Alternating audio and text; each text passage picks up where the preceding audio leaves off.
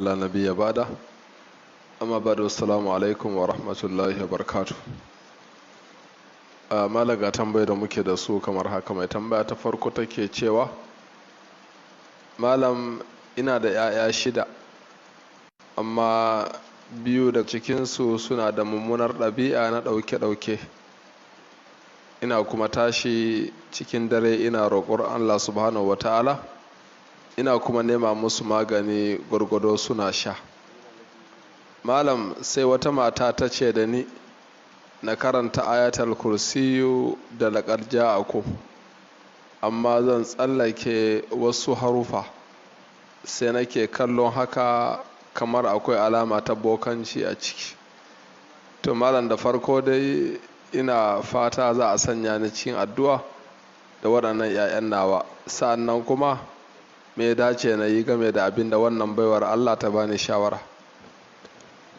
Bismillah wa salatu wassalamu ala rasulillah wa ala alihi wa sahbihi wa man wala wa ba'du. Assalamu alaikum wa rahmatullahi wa barakatuh. Ni shawaran da zan baki shine ki tawakkali ga Allah subhanahu wa ta'ala, ki iya kokarin ki wajen dora ƴaƴanki akan hanya na daidai, kuma kina addu'a Allah ya shirye miki su. Amma wannan hanya da kika dauko lalle zaki iya kauce hanya. Farko dai cewa wai akwai na sha da take ba su, akwai wani magani sha ne mai hana sata? A ce wai wani magani ne in ka sha shi ba za ka yi sata ba, yana da wuya. So sannan kuma ayatul kursiyu ana tsallake wasu harufa ko wasu ayoyi ko wasu kalmomi, wannan daga ji za a shiga wata hanya ne wanda ta saba wa shari'a. Saboda haka duk wanda ya baki irin wannan, to ki tabbata cewa ba wai ya dora ki akan sunna bane. So abin da yake wajibi a kanki shine ki tawakkali ga Allah, ki ji tsoron Allah. wa man yattaqillaha yaj'al lahu makhrajan, duk wanda ya ji tsoron Allah, Allah zai bashi mafita. wa man yatawakkal 'ala Allah fa huwa hasbuhu, duk wanda ya dogara ga Allah, Allah ya isan masa. So ki dogara ga Allah, ki ji tsoron Allah, ki dinga addu'a Allah ya shirye miki da 'ya'yanki, ki iya kokarin hana su abubuwan da bai kamata, sai Allah ya kawo miki dauki. amma in kin kika biye wannan, to tabbas ko ma ba bokayen bane zaki shiga bokayen. Na'am.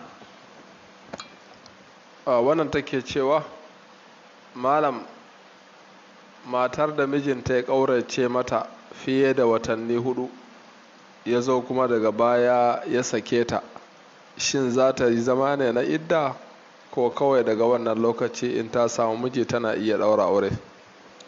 To ai ko shekara 1000 ta yi, in dai bai sake ta ba, tana matsayin matarsa ne, ba dole sai suna saduwa ko suna gida ɗaya ba.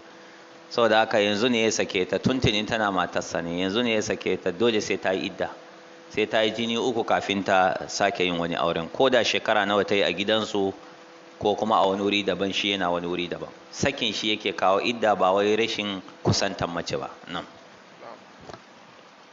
wannan bayan sallama da addu'o'i ga malam yake cewa malam, akwai wani kamfani wadda ake rajistan sa naira 3000, za a rika zuba mutum wasu kudade a cikin wannan kamfani da kuma wasu coins da zai rika canza su daga dola zuwa naira. Ina hukuncin wannan a shari'ar musulunci? baya halatta. Mun tattauna wannan cewa sai da abun da babu shi ne, ko da ko an baraka iya karbansa ba, babu shi a zahiri, akwai shi ne a yanar gizo-gizo kawai, baya halatta ka sai da wannan abun ko ka sai shi.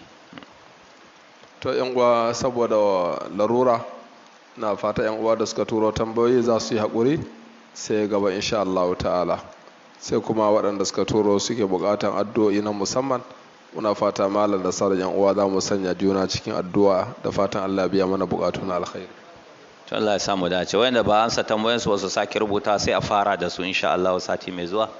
Wanda suka nemi addu'o'i, Allah ya biya musu buƙatun su na alkhairi. Wannan mata da take fama da maganar tarbiyyar ƴaƴanta, ubangiji ta Allah ya shiyar mata da ƴaƴanta. Rabbana, ko ni bawan Allah da bai da lafiya, musa shi addu'a, yana kwance Abuja, ubangiji ta Allah ya bashi lafiya. Sannan akwai wani bawan Allah shi ma yana asibiti, yana kwance a FMC nan, muna roƙon Allah ta'ala ya bashi lafiya. Allah subhanahu wataala ya ba su lafiya gaba ɗayan su guda biyu. Ubangiji subhanahu wataala ya tashi kafaɗansu.